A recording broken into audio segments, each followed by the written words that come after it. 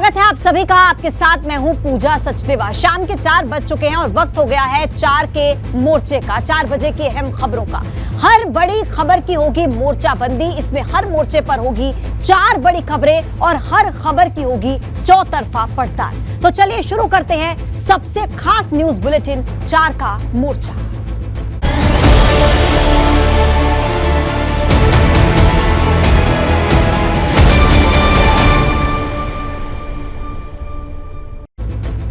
तो चलिए 4 के मोर्चे में सबसे पहले आपको बताते हैं पहले मोर्चे की अहम खबरें। सबसे पहले बात होगी 2024 के लिए तैयार होती सियासत की नई तस्वीर की। सूत्रों के हवाले से खबर है कि भाजपा और सुभासपा एक बार फिर साथ हो सकते हैं। इसी के साथ बात होगी भाजपा अल्पसंख्यक मोर्चे की 24 को लेकर तैयार की जा रही रणनीति की, जिसके तहत रविवार को रामपुर की 2000 मुस्लिम महिलाओं से पीएम मोदी मन की बात कार्यक्रम के जरिए संवाद करेंगे। इसके अलावा बात होगी यूपी में बिजली कटौती से परेशान जनता की, जिसके दिन का चैन और रात की नींद पावर कट ने छीन ली है। और इसी के साथ आपको यह भी बताएंगे कि सीएम योगी ने बिजली आपूर्ति को लेकर क्या निर्देश दिए और कैसे इस मुद्दे पर सियासत तेज हो गई है। क्या 2024 के चुनाव में एक बार फिर से भाजपा और सुभासपा एक साथ आएंगे? यह सवाल इसलिए उठ रहा है क्योंकि सूत्रों के हवाले से खबर आ रही है कि दिल्ली में जल्दी भाजपा आलाकमान से ओपी राजभर की मुलाकात हो सकती है।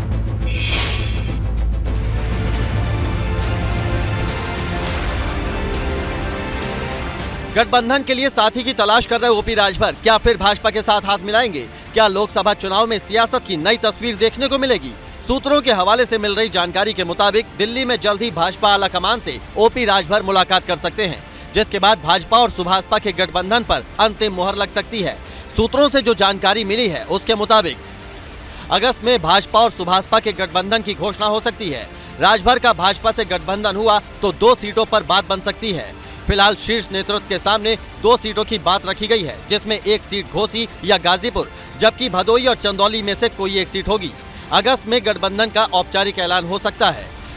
हालांकि ओपी राजभर का गठबंधन के सवाल पर कुछ और ही कहना है। ओपी राजभर की माने तो जो पार्टी लोकसभा की 8 सीटें देगी उसी के साथ वो गठबंधन करेंगे। कि हम 10% प्रदेश की 10% सीटें अगर मिल जाएं तो हमारी पार्टी मान्यता प्राप्त दल हो जाए। यानी 80 लोकसभा सीटों में 8 की इच्छा लेकर ओम प्रकाश राजभर जी किसी भी दल से बात करें। 10% की बात हो रही है।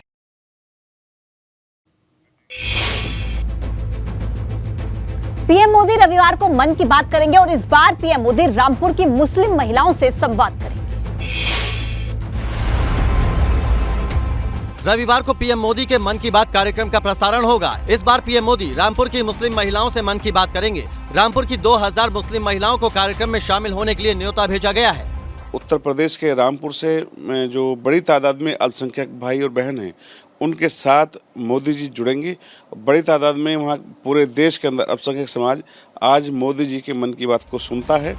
पीएम मोदी के मन की बात कार्यक्रम में शामिल मुस्लिम महिलाएं ज्यादातर लाभार्थी वर्ग से होंगी।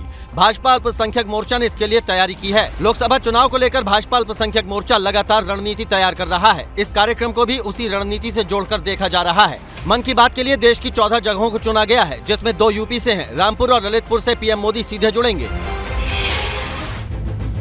यूपी में बिजली कटौती से जनता त्राहिमाम कर रही है। पश्चिमी यूपी के 14 जिलों में हो रही बिजली कटौती से लोग परेशान हैं और अधिकारी अजीबोगरीब बयान दे रहे हैं। भीषण गर्मी में बिजली कटौती से जनता परेशान है। खासकर पश्चिमी यूपी के 14 जिलों में हो रहे पावर कट ने लोगों की परेशानी को बढ़ा दिया है। ये तस्वीरें नोएडा के सेक्टर 100 की हैं, जहां लोगों ने अपने घरों पर पलायन करने और घरों को बेचने के पोस्टर लगा दिए हैं। आज 8 दिन से 1 सप्ताह पूरा हो गया। 9900 अंधेरे में डूबा हुआ है। लाइट देखने को दर्शन हो रहे हैं, कभी 1 घंटे कभी आधे घंटे। एक और जनता पावर कट से परेशान है तो वहीं पश्चिमांचल विद्युत वितरण निगम की एमडी चैत्रा वी का अजीबोगरीब बयान सामने आया है। चैत्रा वी ने पावर कट की वजह चिड़िया और बंदरों को ठहराया है। रही बात 4 घंटे 5 घंटे बिजली की कटौती की, कटौती का समयावधि जो फॉल्ट्स निकलते हैं उसकी गहराई के आधार पर निर्भरित है। प्रयागराज में भी बिजली कटौती से लोग परेशान हैं और जल्द इसके समाधान की मांग कर रहे हैं।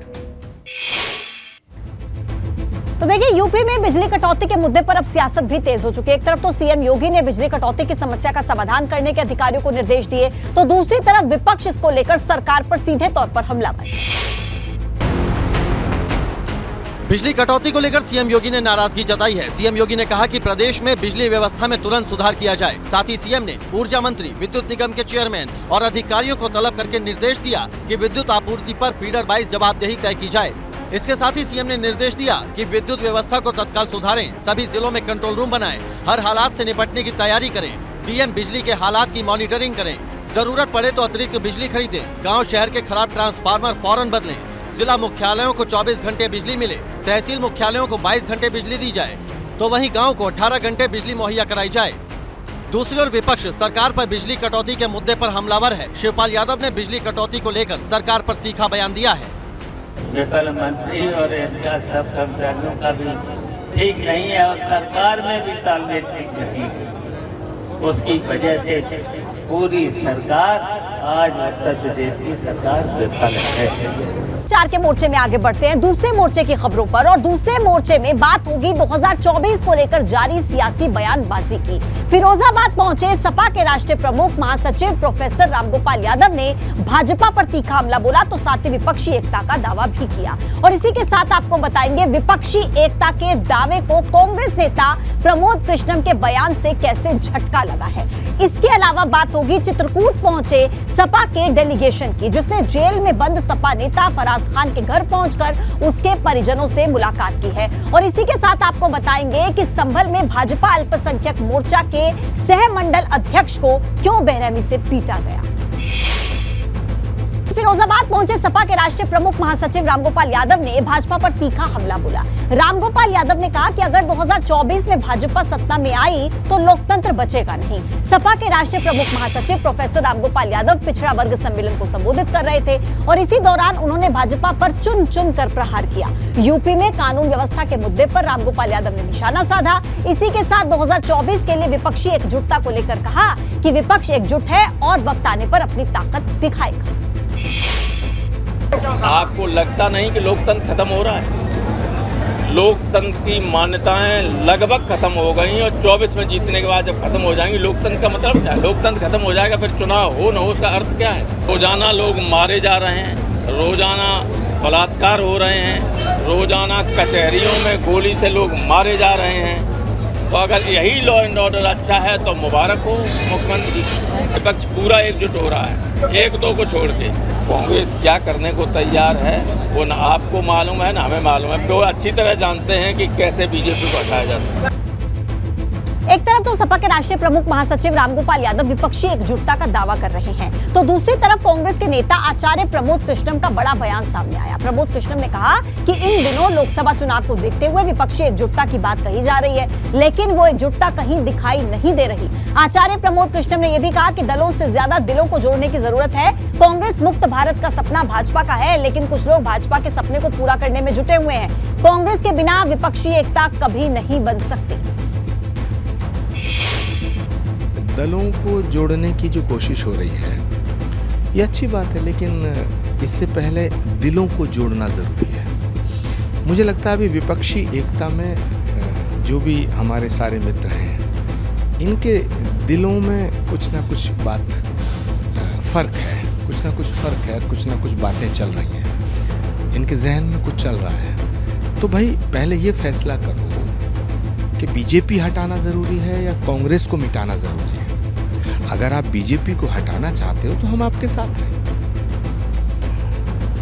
हम बिल्कुल साथ हैं। हमने कितनी बार देश की आज़ादी के बाद राज्यों में बीजेपी को रोकने के लिए सारे मतभेद भुला करके रीजनल पार्टीज को सरकार बनाने में मदद की है। हमने आपके मुख्यमंत्री बनाए हैं, कितनी बार हमने राज्यों के मुख्यमंत्री बनाए हैं, लेकिन राज्यों के मुख्यमंत्री भी आप बनेंगे, देश के प्रधानमंत्री भी आप ही बनना चाहते हैं, तो कांग्रेस कहाँ जाएगी?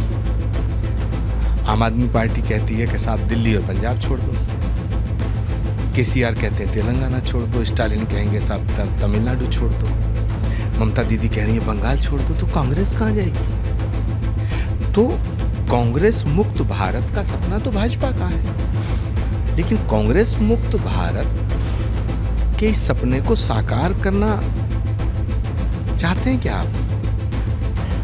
और फिर कांग्रेस के बिना अगर विपक्षी एकता बन सकती है तो बताएं। हम ये चाहते हैं कि मोदी जी को हटाने के लिए सारा विपक्ष एक होकर के। जेल में बंद सपा नेता के परिजनों से सपा डेलीगेशन मुलाकात करने पहुंचा। चित्रकूट में फराज खान के घर पर डेलीगेशन पहुंचा था। दरअसल फराज के मकान के कुछ हिस्से को ढहाए जाने के मामले को लेकर सपा अध्यक्ष अखिलेश यादव ने गंभीरता से लिया और इसी कड़ी में आज सपा नेता फराज खान के परिजनों से मिलने सपा का एक प्रतिनिधिमंडल पहुंचा था।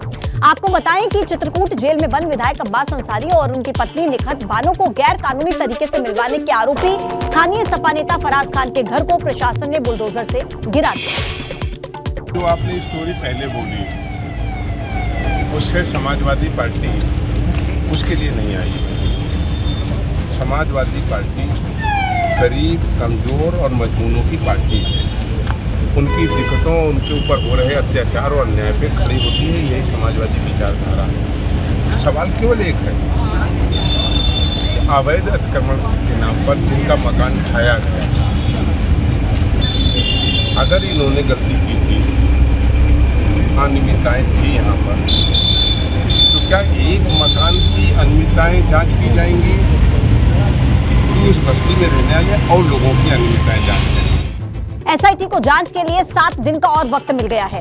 एसआईटी ने और तथ्यों को जुटाने के लिए समय मांगा था, 7 दिन का समय दे दिया गया है। शासन ने एसआईटी को 1 हफ्ते का समय दिया है। 22 जून तक शासन को रिपोर्ट सौंपनी होगी। और देखिए, कानपुर के कर्नलगंज इलाके में व्यक्ति का शव मिलने से सनसनी फैल गई। 3 बोरियों में एक व्यक्ति की लाश मिली है। पुलिस कमिश्नर के बंगले के पास ये शव मिला है। 3 बोरियों में एक ही शख्स की लाश मिलने से सनसनी फैल गई है। सूचना मिलते ही पुलिस फोर्स मौके पर पहुंची और घटना स्थल से सबूत जुटाए। वारदात लाल इमली मिल के पीछे रोड की बताई जा रही है, जहां 3 बोरे पड़े हुए थे। तीनों बोरों में शव के अलग अलग टुकड़े मिले हैं। फिलहाल शव की अभी तक शिनाख्त नहीं हो पाई है। पुलिस ने शव को पोस्टमार्टम के लिए भेज दिया है। विकासनगर में लव जिहाद के मामले में एक नया मोड़ आया। पुलिस की कार्यप्रणाली पर सवाल उठ रहे हैं। आरोप है कि पुलिस अपराधियों को बचाने का काम कर रही है। पीड़िता ने पुलिस पर गंभीर आरोप लगाए हैं। पीड़िता ने कहा कि पुलिस की तरफ से बयान बदलने का दबाव डाला जा रहा है। पीड़िता ने कहा कि 4 जून की रात पुलिस ने थाने में बुलाया और पति को बाहर बैठाकर उससे जबरन एक कागज पर साइन कराए गए। वो मैंने बयान साफ शब्दों में लिख दिए थे उस दिन, लेकिन फिर भी थाने से 4 तारीख को उसके बाद मुझे फ़ोन आया।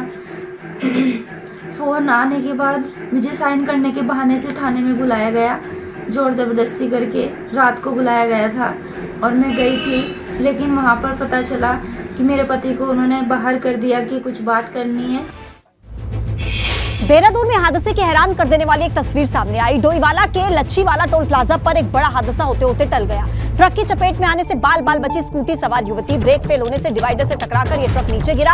हालांकि हादसे में कोई जनहानि नहीं हुई, लेकिन कोई बड़ा हादसा हो सकता था। सीसीटीवी फुटेज देखिए आप। ये युवती किस तरीके से बाल बाल बची है। ये ट्रक तेज रफ्तार से आ रहा था, डिवाइडर से टकराया और देखिए स्कूटी सवार बाल बाल बचती हुई इस सीसीटीवी फुटेज में कैद हो गई।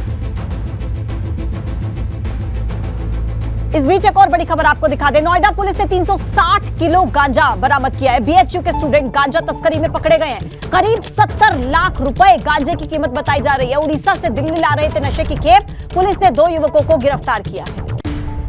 40 सेकंड के अंदर 4 अहम खबरें आपको दिखाते हैं। सीएम योगी ने यूपी को $1 ट्रिलियन इकोनॉमी बनाने पर दिया जोर। सीएम ने कहा कि यूपी के विकास को नहीं रोक पाएगी कोई भी ताकत। पीएम मोदी के सपने को करना है पूरा। मॉनसून सीजन और चारधाम की यात्रा को देखते हुए धामी सरकार का बड़ा फैसला। अगले 6 महीने तक सरकारी कर्मचारियों की हड़ताल पर रोक। आपदा की आशंका के मद्देनजर सभी विभागों के लिए आदेश जारी। पीलीभीत में पीडब्ल्यूडी विभाग सड़क निर्माण में कर रहा घरेलू गैस सिलेंडर का इस्तेमाल। ठेकेदार कर रहे उज्ज्वला योजना के गैस सिलेंडर का इस्तेमाल। डीएम ने ठेकेदार के खिलाफ दिए कार्रवाई के निर्देश।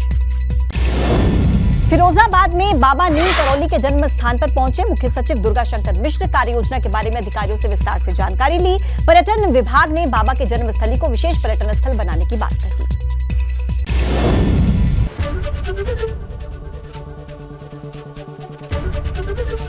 एबीपी गंगा, खबर आपकी, जुबान आपकी।